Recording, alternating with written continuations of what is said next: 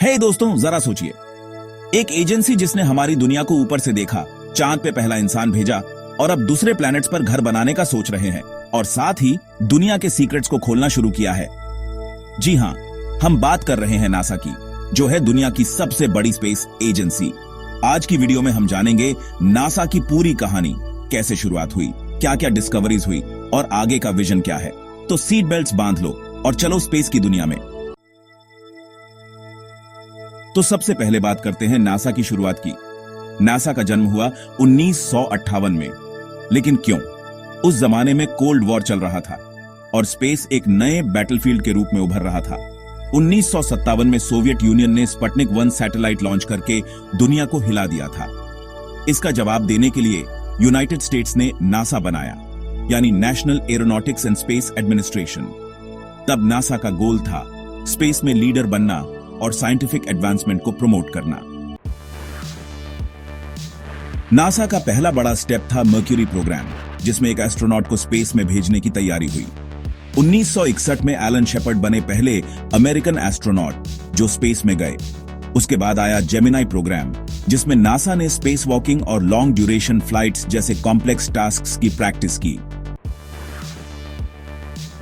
अब बात करते हैं नासा के सबसे बड़े मिशन की, अपोलो प्रोग्राम।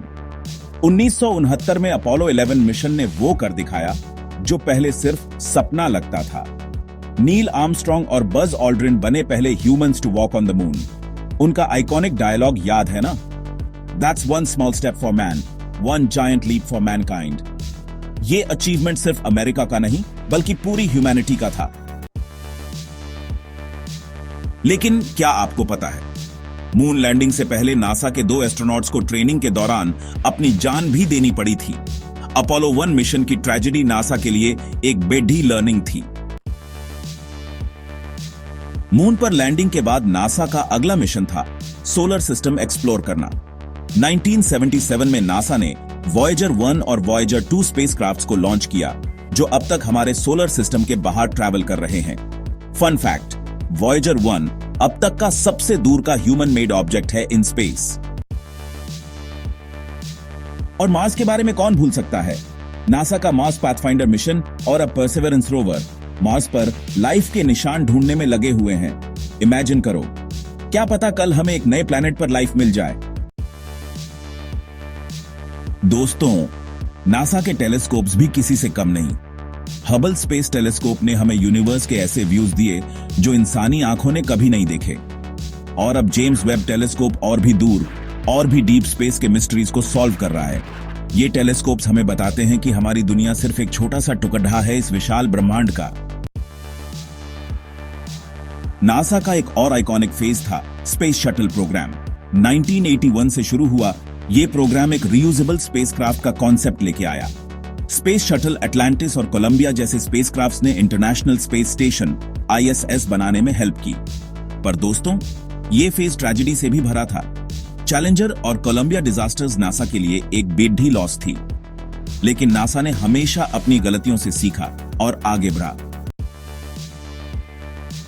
नासा ने हमेशा कोलैबोरेशन को प्रमोट किया है। इंटरनेशनल स्पेस स्टेशन यानी ISS इसका सबसे बड़ा एग्जाम्पल है।